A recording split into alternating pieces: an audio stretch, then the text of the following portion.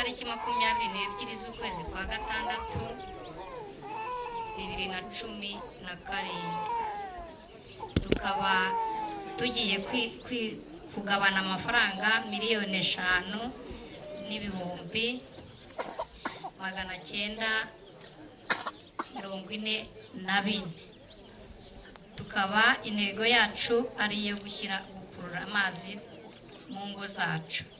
Iyo tugiye gukurikizaho ni iyo gushakisha uburyo twabona n'umuriro kuko inka zo bamwe na bamwe barazifite. Nakoze. Barakoze abanyamuryango b'itsinda icyerekezo nk'uko babitubwiye. Hari ababonye amafaranga baravuga ngo aranitse. Mu buryo dukoresha mu kugabana, umunyamuryango aba yabariwe imigabane ye yizigamye n'inyungu yabashije kubona. Uriya munsi yari amafaranga hariho agatabo k'umunyamuryango.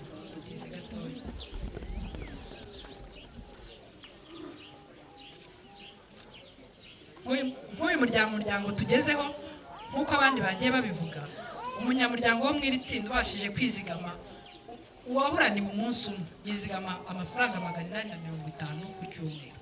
Uwagiriwe ubuntu yizigama amafaranga 3,400.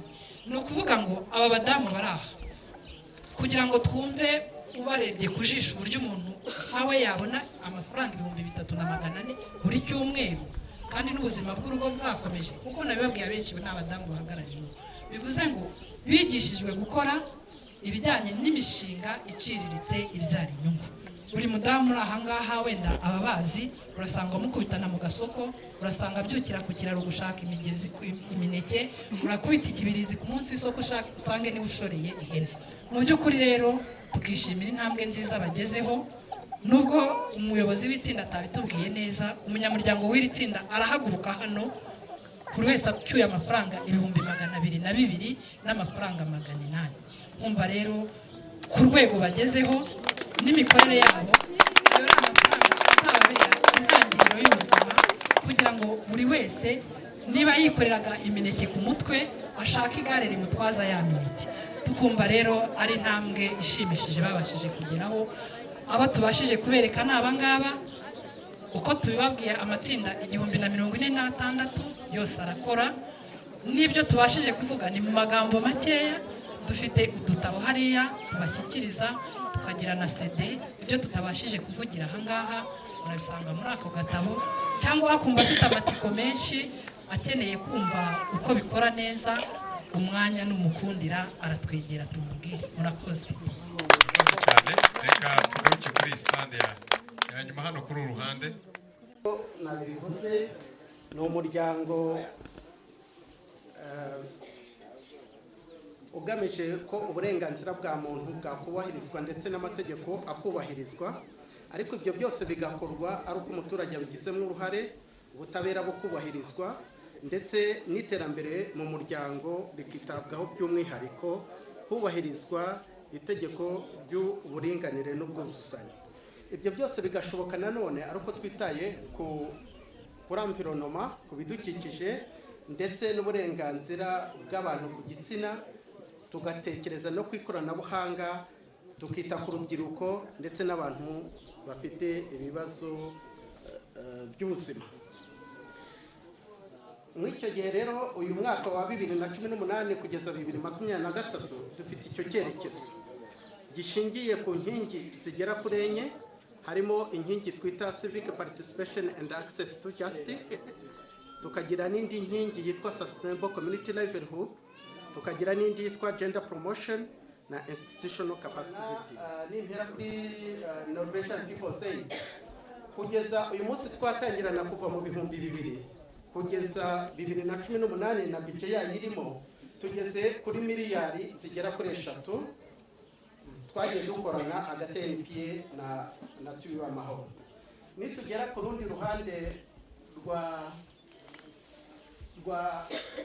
UNDP, Canada Deja de Development ndetse na komisiyo y'ubumwe n'ubwiyunge, twashoboye kubona amafaranga agera kuri miliyoni 51. Ku bufatikanye bwa Tubiba Amahoro na Action Aid twageze kuva muri 2014 kugeza 2018 twashoboye kubona ubufatanye bugera kuri miliyoni 507. Ku bufatanye bwa Tuyamahoro na LCN kuva 2015 kugeza 2018 twabonye ubufatanye bugeze kuri miliyoni 111. Ku bufatanye na Care International tugeza kuri miliyoni 164. Mu magambo make ntizimbye mu magambo kuko twafashe umwanya munini, nicyo cyerezo dufite nuko twakoranye n'aba bagenerwabikorwa, kandi nicyo cyafashije kumva ibi byose muri kumva ubuzima bw'abantu bwagiye buhinduka. Twagira ngo tubibagaragarize rero uko byagiye bihinduka, ariko nababwiye kare ko dufite ibaruwa ifunguye. Ibaruwa ifunguye mwagiye mubona ibyo twagiye dukora n'ibyo duteganya gukora, yenda hari n'icyo mwaduhaho igitekerezo kugira ngo tuzakiteho no muri gahunda ziri imbere. Maybe a little bit for NGCD. We have an open letter just to seek your feedback on maybe it's concerning what you have seen, maybe it's just what you have to concern the future. So it should be distributed among us, and we will get feedback, and it will be analyzed and take it home and consider it in our office. Thank you so much. Murakoze cyane, umwanya namusubiza. Murakoze rero.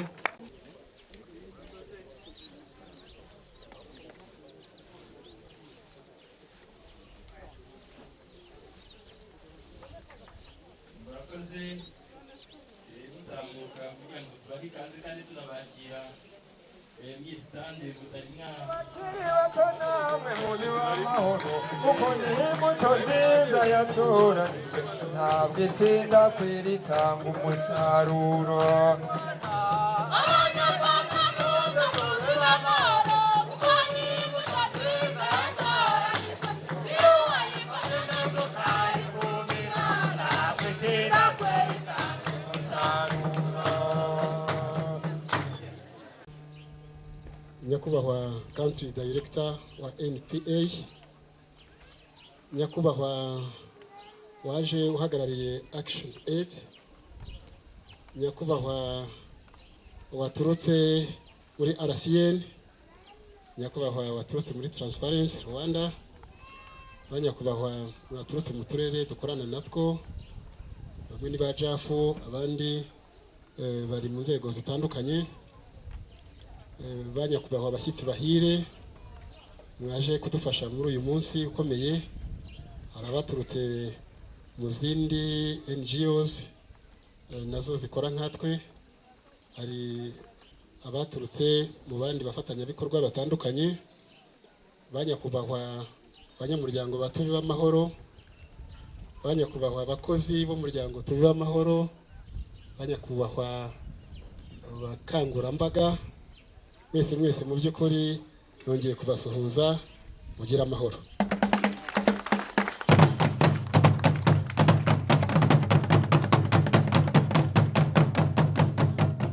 Mu by'ukuri mwese kubaha ikaze mu uyu munsi mukuru, nagira ngo munyemerere mu by'ukuri mbanze ntangirire ku magambo yo gushimira.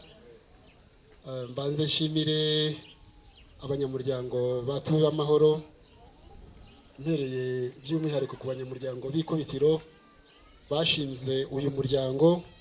Mu by'ukuri nk'uko yabivuze coordinateur cyangwa se nshingwabikorwa w'umuryango Tubibe Amahoro, bahereye ku bibazo babonaga ubwo jenoside yakorewe abatutsi mu gihugu yari imaze gukorwa, yabivuze ku buryo buhagije.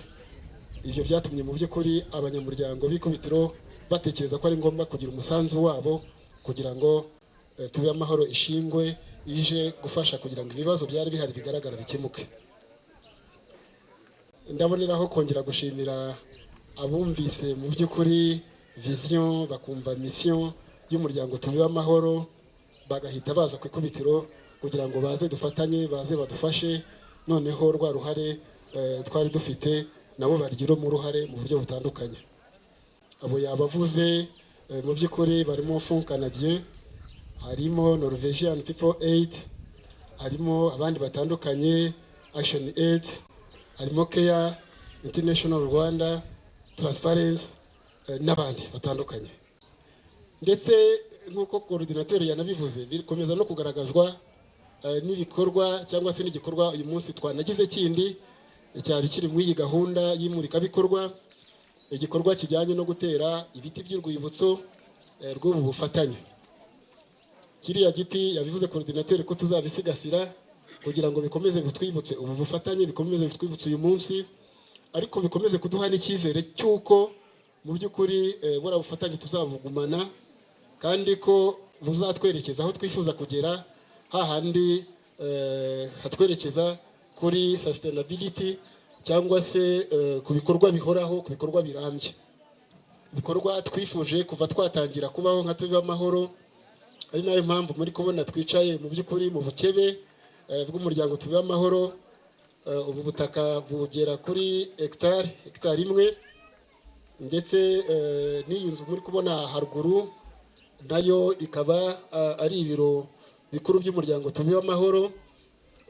Akaba ari inzu y'umuryango mu by'ukuri abanyamuryango bagize uruhare kugira ngo ibashe kuboneka, ariko nanone twongera gukomeza gushimira RCN kubera uruhare yagize rugaragara kugira ngo iyi nzu ibashe kuboneka, nk'uko nari maze kubivuga, nayo igaragaza icyifuzo dufite cyo kugira ngo ibikorwa byacu bihoreho kandi bizarambe. Banyakubahwa rero mu nzego zitandukanye, nagira ngo nkomeze kubashimira kandi mbifuriza mu by'ukuri gukomeza gufatanya natwe kugira ngo ibyo twifuza kugeraho nk'umuryango Tubibe Amahoro tuzabigereho, kandi impamvu tunanabyifuza nuko n'ubundi biri mu cyerekezo cy'igihugu cyacu, kandi akaba ari ibintu nk'uko tubishishikarira buri munsi, tubishishikariza abo dufatanya, tubishishikariza abo bigenewe, akaba ari ibikorwa bigamije kugira ngo imibereho myiza y'abaturage, imibereho myiza yabo ishingiye ku bukungu buzamuka. Mwabonye amatsinda mujya muyabona ku muhanda iyo mutambuka hagati mu cyumweru, ariya matsinda ni amatsinda twagiye dufashwamo na Keya. Tukaba twishimira kugaragaza ko nubwo mu by'ukuri financement y'uwo mushinga itagihari, ariko igikorwa gikomeza kugaragaza ya sustainability twakomeje kuvuga. Mu by'ukuri tukaba dushimira buri wese kandi dukomeza kwizeza abari hano bose, abafatanyabikorwa by'umwihariko donors, inzego z'ubuyobozi zihagarariwe na nyakubahwa vice mayor n'abandi mwagiye muturuka mu tundi turere, yuko twebwe nk'umuryango Tubibe Amahoro dufite determination, dufite engagement yo gukomeza guteza imbere ibikorwa dufite, kandi tubizeza ko tutazabatetereza mu gukoresha neza nk'uko byagiye bigaragara inkunga cyangwa se amafaranga mukomeza kuduha. Imana ikomeze ibahe umugisha.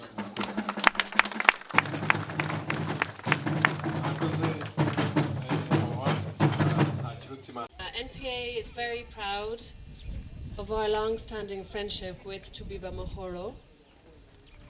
This partnership has permitted us to play a small role in contributing to the many great achievements that we've all heard about today. There is true commitment in Rwanda to citizen participation in local planning processes, and I think we can see that in many ways. And it's evident that Tubibe Amahoro is a great friend of that process and a great friend of the community too. I hope that we can help them to continue to do that in our partnership that's based on mutual respect and shared values. Finally, I want to express my great admiration very sincerely and congratulations to the members of Tubibe Amahoro for what you have achieved in this new office here and this land. It's a tremendous achievement showing great commitment and perseverance over what I think has been many years, and I really admire your commitment. Okay. Really well done. Okay, thank you very much. Nanjye rero mu izina rya Action Aid nagira ngo nshimire cyane abafatanyabikorwa bacu Tubibe Amahoro. Mu by'ukuri ibi bintu batweretse ni ibintu byiza cyane. Ibi ngibi nibyo bita gukorera mu mucyo, nibyo bita kwigira byose ibyo tuboneye aha ngaha nagira ngo mbashimire byimazeyo kandi tubabwire ko ubufatanye bwacu na tube amahoro ntabwo burangira uyu munsi burakomeje no mu gihe kiri imbere.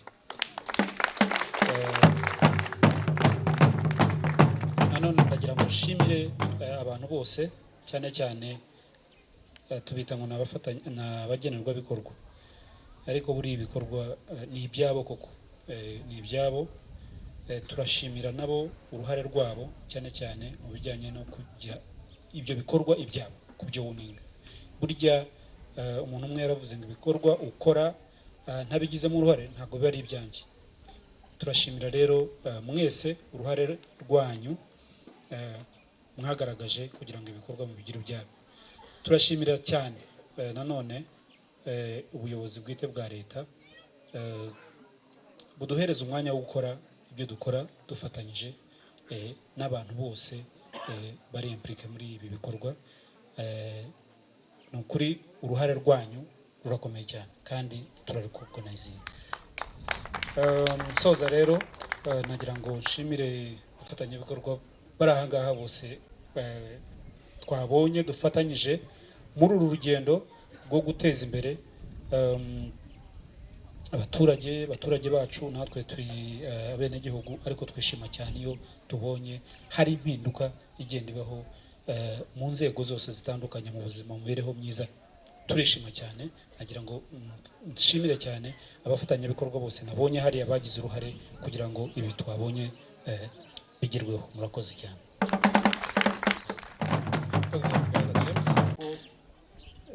twebwe nka RCN tumaze